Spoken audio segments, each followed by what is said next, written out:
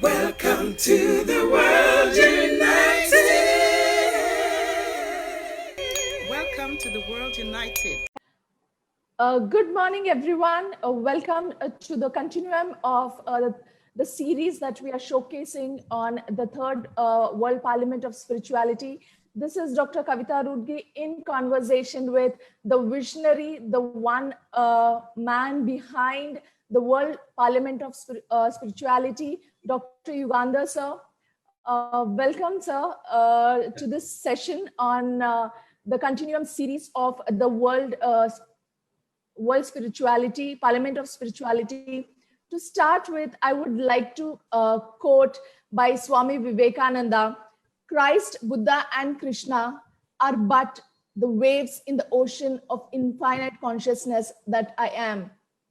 So as it says that it is the unisons of the awakening of the consciousness of oneness in the critical mass, the essence of this spiritual congress. I welcome Dr. Yugandhar, sir, to share a little bit more light about what is about this concept of oneness, of the spiritual oneness. Okay. Good morning, everyone. On this August Sunday morning from Indian geographical mass, I would like to share some insight on oneness. Oneness is not a conceptual understanding.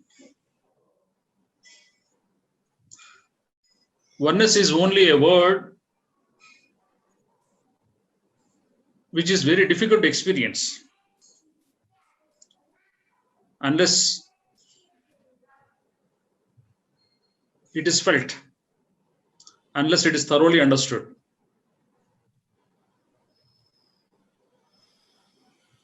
We always feel separated and individualistic and self-dependent. We have been taught to be self-dependent. We have been taught to be self-reliant. So this concept of oneness itself is so vast, and it also looks at the integration of oneness in ourselves. It is about the integration of our own selves with our own identity and our own consciousness.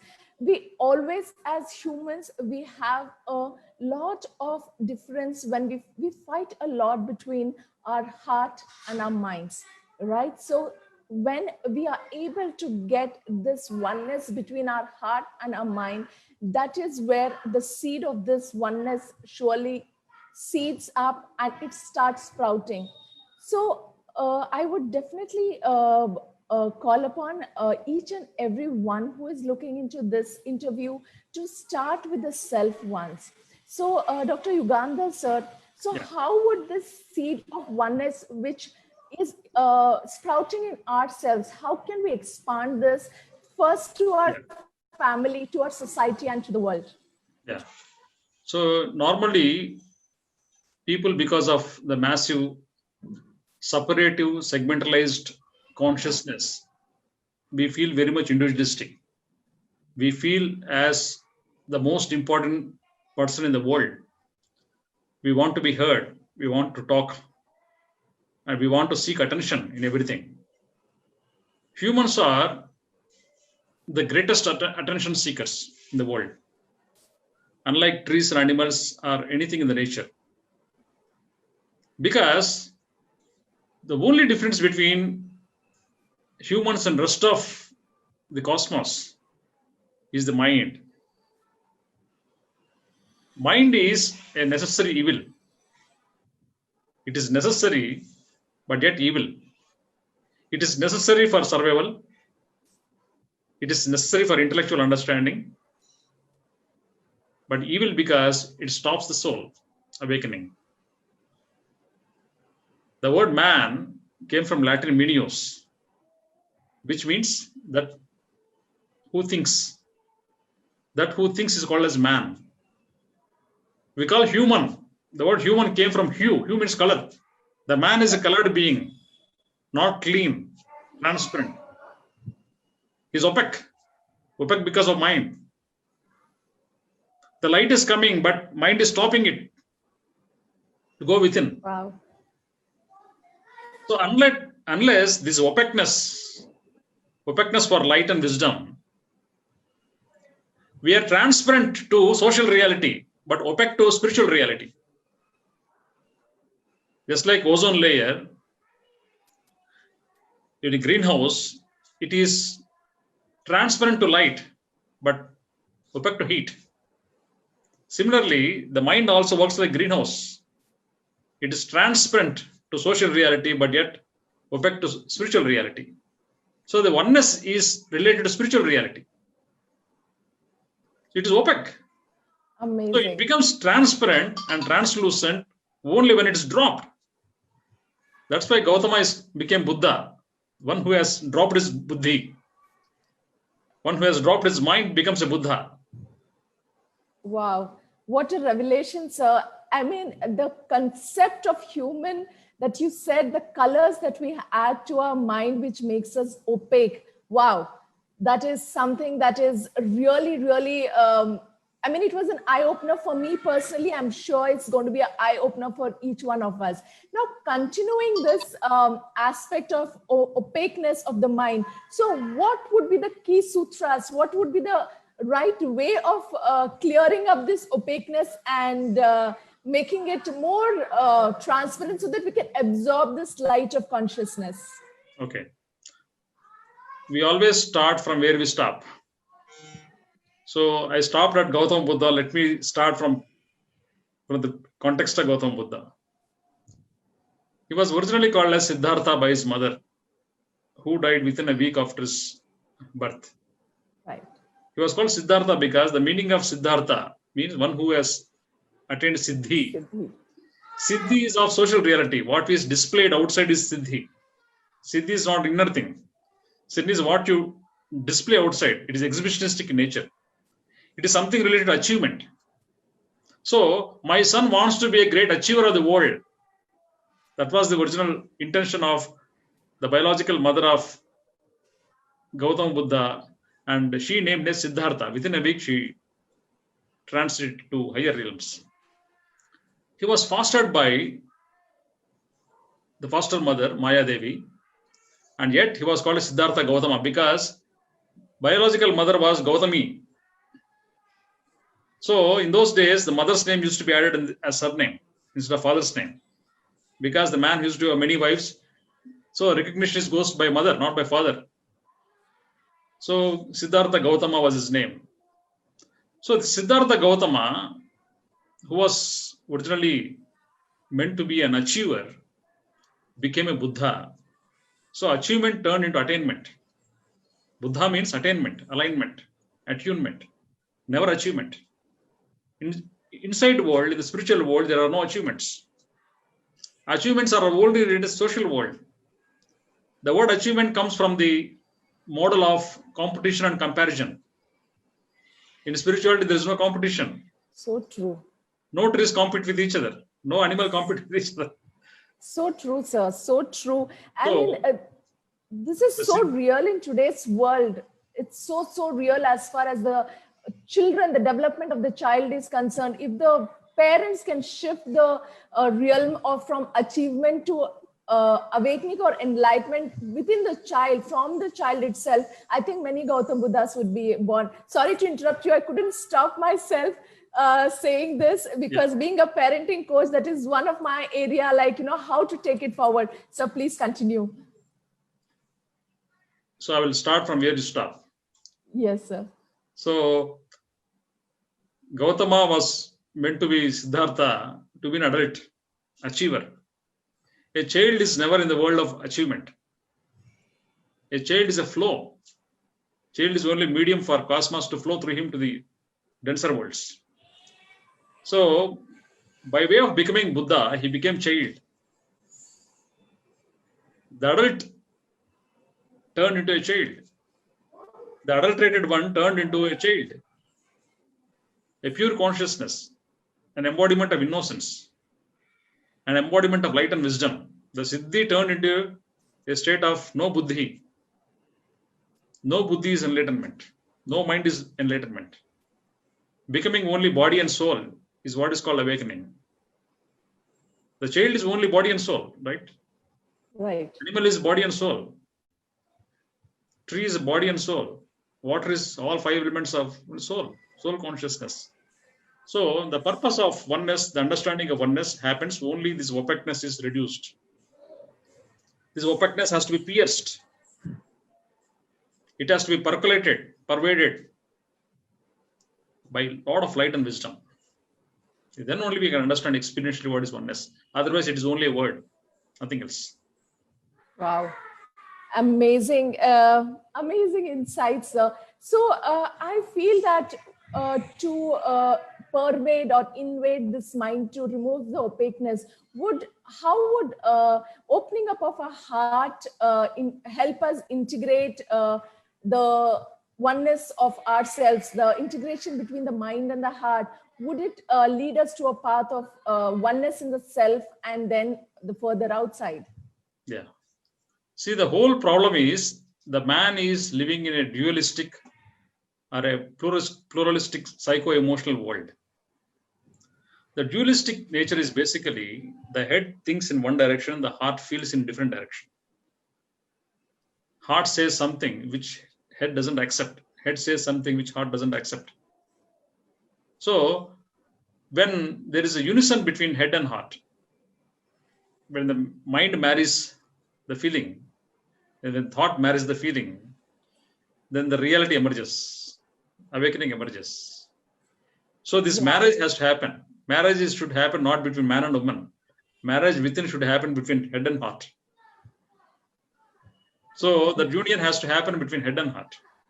To understand oneness, the thought has to be merged with feeling. The intention, intuition, intellect has to be unified. How to merge intuition and intellect? It is so difficult to understand, right? The mind thinks of intellect, the heart thinks of intuition. The left and right brain, the duality exists in the very head between the 2 ears. Something the right and the left brain. There is always a duality. Yes. How to integrate that? Something bridges between. Even when you take neurobiology, when you take the anatomy of the brain, a tissue, big tissue called corpus callosum bridges this left and right brain. Right. The bridging element has to be awakened. This bridging happens when you drop the influences of all these mind and feeling, mind and heart, thought and feeling. The impact or influences, the images and imprints, all the concepts, all the external pressures in terms of knowledge, in terms of opinions, in terms of beliefs, in terms of mental propensities, in terms of emotional inclinations. When all these things are dropped, then all the mind and feeling, the thought and feeling get merged and you become one. This is called as centering of consciousness. Otherwise called as spirituality, otherwise called as inner awakening, otherwise called as moksha, kaivalya, dao, dharma, zen, whatever you call it. Yes, the moment I hear you saying this itself is instilling a sense of stillness and peace inside me right now. I'm sure the path that you have chosen to awaken all these people across the world is going to be a huge breakthrough for many people in terms of their own awakening. So we are all, till now, we were talking about a consciousness of one person, right? There is, as you said, there is a lot of influence of the belief system, the imprints, the societal, the family, and also the cultural organization, the cultural setup. That is how we are all modeled. So as we say that across the world, we are under there is a lot of cultural difference, right? So accordingly, there would be a difference in the consciousness of each and every person.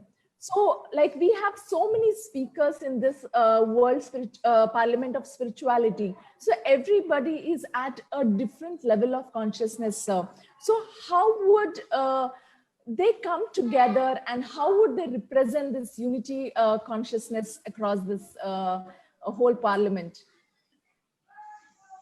The world is suffering from different types of breakdowns. True. A mental breakdown, emotional breakdown, family breakdown, economy breakdown, political breakdown, spiritual breakdown as well. The breakdown has to mutate into breakthrough. This is the word you have used, right? Yes. Breakthrough. So the breakdown has to turn into, transform into, mutate into, metamorphose into breakthrough. We have to break through something. So this breakthrough happens when a person commits for himself. When a person commits for himself in terms of inner awakening, a huge transformation happens. What is transformation at individual level is called as change at a global level. The inner transformation leads to change, because transformation is an individual element. Change is a global element, outer element, external element. So a change in thinking, a change in belief system, a change in understanding, a change in shifting from a denser frequency to higher frequency will happen. And to create this change, by way of individual transformation happening through several individuals, we have initiated this World Parliament on Spirituality. By way of attracting, by way of inviting, by way of involving several wise men of the world. Several wise men thinking and working in different aspects of spirituality. Spirituality is of different aspects. For example, the people who work for environment, protecting trees, working on soil erosion, working on natural calamities like wildfires, tsunamis, hurricanes and all, working for protecting the species, working for vegetarianism, these are the highest type of spiritual people. They may not talk of meditation, but they are of highest caliber because they're protecting the Mother Earth. Now, if you see, 85% of the birds are chicken. 15% of the birds are living in free world. 85% are meant for going into the tummies of human beings.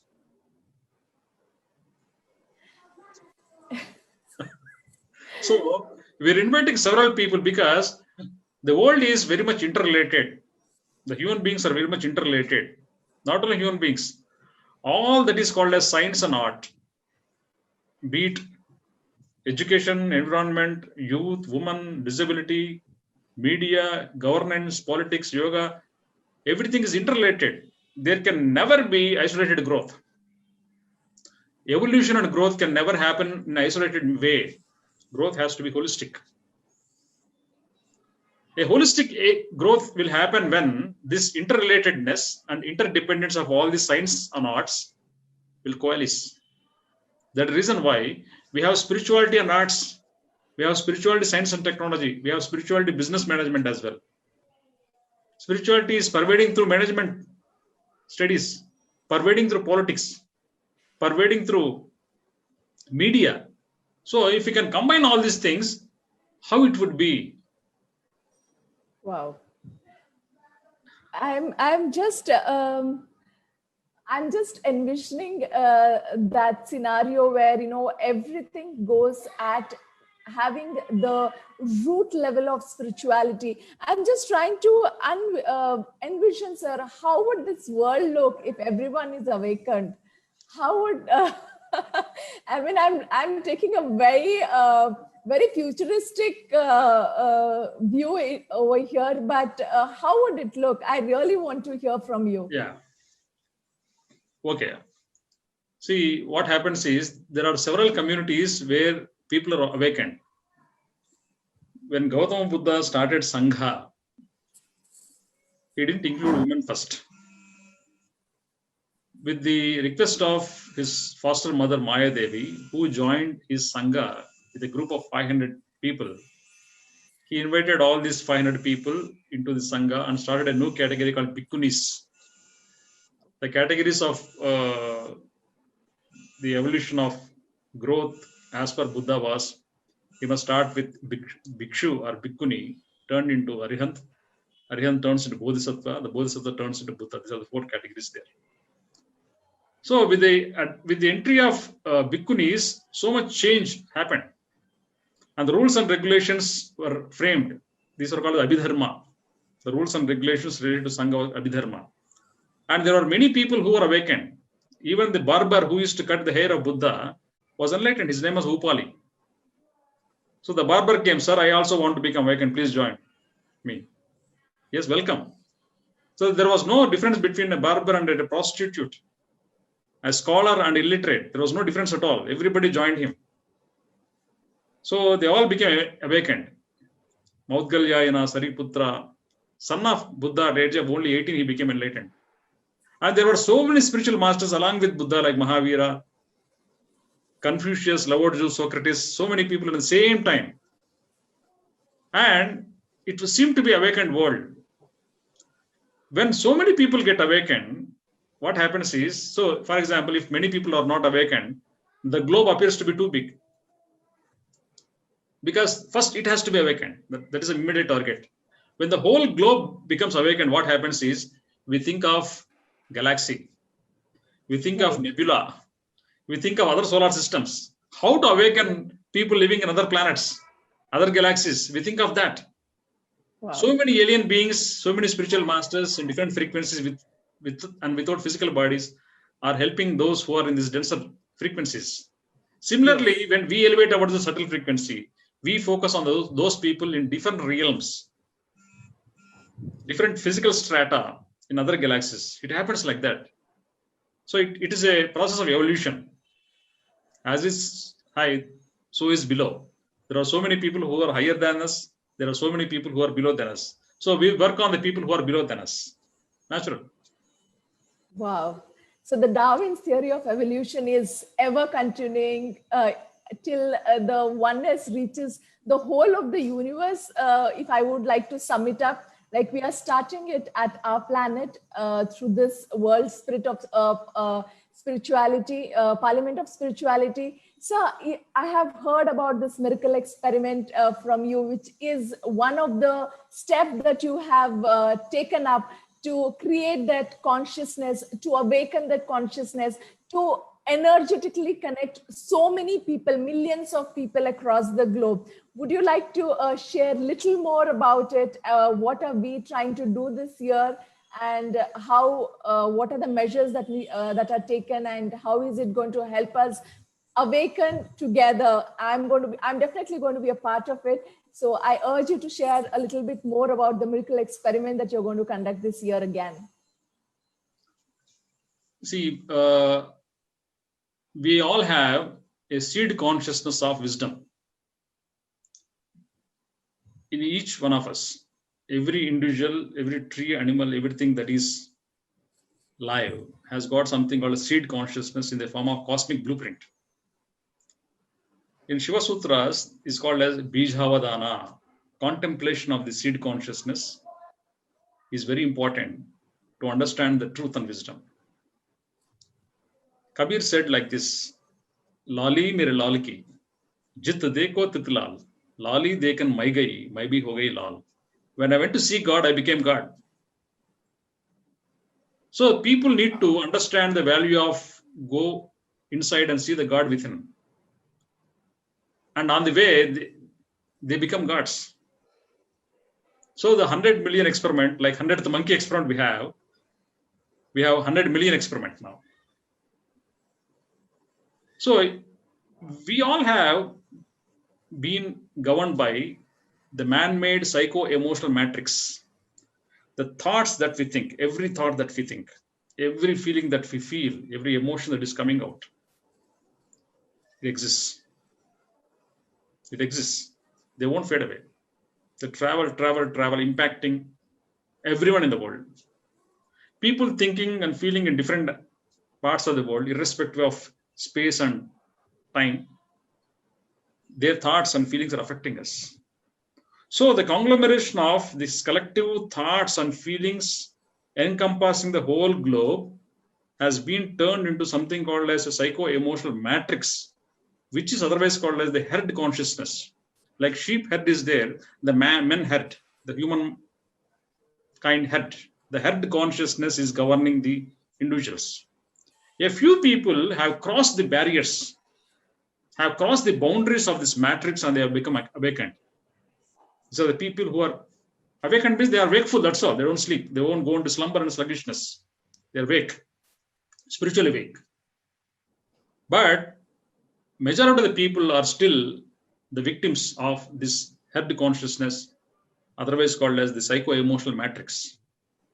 If we have to break this psycho-emotional practice, all these individuals should collectively do something. This collective consciousness has got powerful impact, very, very powerful impact. And when the collective consciousness is massive, the impact will be very massive. Like internet speed, the speed of internet is good. We appear very clear, right? So the speed is bad, stabilities of internet affects everything. So when several such individuals collectively think and act together for common aim and vision, a very powerful impact happens in the world. All our scattered individual activities need to be transformed into a collective and converging activity. When this happens, the 100 million people will awake. Less time or no time. Wow. Yeah. Wow, I'm so excited to understand the psycho-emotional concepts that you talk about around the humanity, around how the society, how every individual or a group of individual, how it is so interrelated. When we get this concept of oneness, concept of awakening, and concept of consciousness, when we seed this into this society, I'm sure, sir, what you're saying, the awakening would definitely take this whole world. I can see the globe behind you on the screen. I can also see, I can envision there is the light of consciousness is already seeded, and I can see, it is going to really lit up like an interconnected, how we see the internet connecting us, the consciousness is going to definitely connect us across the world. And then the next step of evolution from this planet to the next higher realm is definitely going to happen. Thank you so much for sharing these amazing insights, sir. And I'm sure from my heart, I definitely, we are going to come together. We are all in this one. I can definitely feel this feeling of oneness right here. When I'm conversing you for the first time, I can see how amazing, how humongous it is. So any concluding remarks, sir, before we close this session? As I told, the seed of consciousness, whatever seed that you sow within, turns into that tree. You can't put a seed of mango and expect the coconut tree, right? So the seed is everything. Right. Let us contemplate on the seed of consciousness within, so that it becomes a tree of consciousness, a big, wide, vast, the spirit tree of consciousness, ever pervading, all percolating, all encompassing, all engulfing. So the tree of consciousness is what we are expecting and aiming for through this World Parliament on Spirituality. So I invite all of you who are listening to this program, please join us at theworldunited.org. There are 1,000 speakers coming forward from all the 6 continents.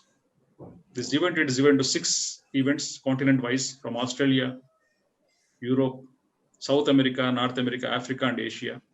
The first event is going to start on Australia on 5th of October. Wherever you are registered, your participation is very much required. Collectively, we can do something. Together, we can create this miracle. Individually, no one can do anything. It is the collective consciousness which is very, very important. What if I don't meditate? What if I don't participate? This might be your feeling, but please join and you will see the difference. You will make a difference. Many such people in the world earlier joined together for this miracle, and we are now in front of the miracle happening right under our nose. Join us, please, wherever you are, at the comfort of your place, your office. Open your mobile and laptop, sign up for this event, the World Parliament of Spirituality, and be a part of this unfolding miracle. Thank you very much. Wow. Thank you so much, sir. 6 continents, 7.5 billion population, 1,000 plus spiritual leaders, 200 nations. It looks so huge, but I urge each one of you, one person, get 2 more persons, and that's how the chain reaction is going to ensue, and we are going to create that shift in consciousness altogether. Thank you very much. Thank you so much, sir. Thank you. Namaste. Namaste.